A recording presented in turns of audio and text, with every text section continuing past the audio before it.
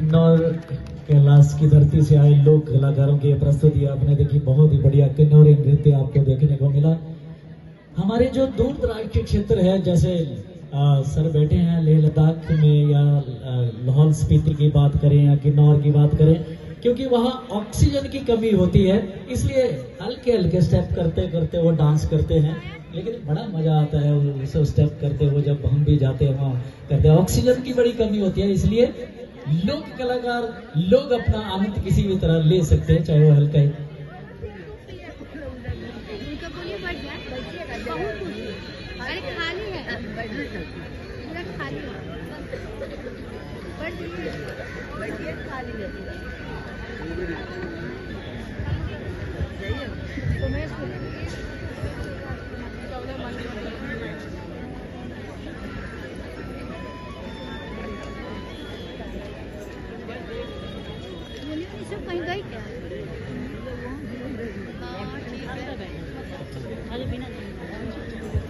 अच्छा, जैसे कि ये हमारे डायरेक्टर साहब यहाँ आए, इन्होंने डॉक्टर अनिल जी ने बात की कि यहाँ हिमाचली धाम भी बनी हुई है। हिमाचल के व्यंजन अलग तरह के होते हैं, आप खा के देखिए एक बार, मजा आएगा आपको। किस तरह के वहाँ की अपने जो बनाई हुई चीजें होती है उस धाम में परोसी जाती है, वो खिलाई जाती है। तो आप धाम, वैसे तो दस्तकारी और दूसरी चीजें तो है ही है, हैंडमेड चीजें हैं, लेकिन धाम का आनंद भी आप यहाँ ले सकते हैं, हिमाचली धाम का आनंद। Thank you sir.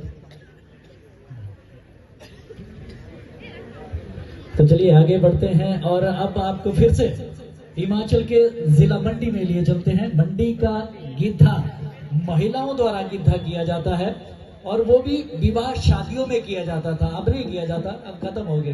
पहले 3-3, 4-4, 6-6 दिन की शादियां होती थी। लोग गांव की बात अगर वहां पे करें तो अपने जो गाय भैंस होती थी, पशु होती थी, उनको जंगलों में छोड़ देते थे और शादी में नाचते थे, गाते थे, खूब खाते पीते थे, मौज मनाते थे।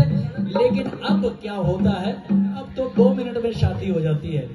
कोर्ट में चले जाओ, आधे घंटे में शादी हो जाती है। कौन मेहमान है, कोई मेजबान है, कोई पता नहीं होता है। और अब जो आपकी शादियां होती है, क्योंकि घर में तो होती नहीं है, आप कोई बैंक्वेट हॉल में जाते हैं या दूसरी जगह जाते हैं, होटलों में जाते हैं, ना वहाँ मेहमान का पता होता है ना मेजबान का पता होता है। कौन आ गया, कौन खा के चला गया, किसी को कोई पता नहीं। लेकिन पहले जो शादियां होती थी, हमारे हिमाचल की बात करें, 3-4 जिलों की बात करें, जब शादी होती थी तो बारात जाती थी। बारात में बच्चे और महिलाएं नहीं जाती थी, वहां वो रिवाज नहीं था, सिर्फ पुरुष चले जाते थे और जो महिलाएं और बच्चे पीछे रहते थे। और अब क्या है, अब तो घर खाली हो जाता है, दुल्हे की माँ भी चली जाती है, दुल्हे का बाप तो जाता ही जाता है, घर खाली हो जाता है, गिद्धा कौन डालेगा। चाहे पंजाब की बात करें, हरियाणा की बात करें, हिमाचल की बात करें, जे&के की बात करें, सब खाली हो जाता है। तो वो जो महिलाएं रहती थी पहले घर में, वो पूरी रात गिद्धा डालती थी। एक मिनट जरा भाई, एक मिनट मैं सुना लेता हूँ बात में। मैं गिद्धे की बात सुनाने जा रहा हूँ, क्योंकि आपकी और तब की बात सुनाने जा रहा हूँ, क्योंकि मैं बीच की कड़ी हूँ, क्योंकि बुजुर्ग भी चले गए, युवा तो इससे लेना देना। मैं उन बुजुर्गों के साथ रहा तो बता सकता हूँ, जो महिला रहती थी वो रात भर गिद्धा डालती थी, लेकिन पुरुषों के लिए वर्जित था, पुरुष नहीं देख सकते थे उस गिद्धे को, क्योंकि वो उनका अपना मनोरंजन होता था। आलूल जुलूल हरकतें जो करना होता है, जो किरमदारी, जो भी छेड़ना, एक दूसरे को शरारत करनी एक दूसरे के साथ, वो महिलाओं की वो गिद्धा होता था। और हमारे मंडी जिला की अगर बात करें, राजाओं के टाइम जब राजा राज करते थे, तो सरसों को तो आप जानते होंगे, सरसों के खेत तो आपने देखे ही होंगे।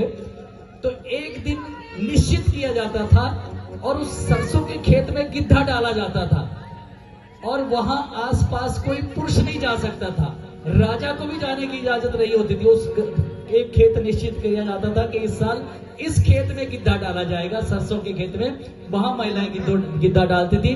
अगर गलती से कोई पुरुष या बड़ा अधिकारी भी चला जाए तो उन महिलाओं को अधिकार दिया था, उसके साथ जो भी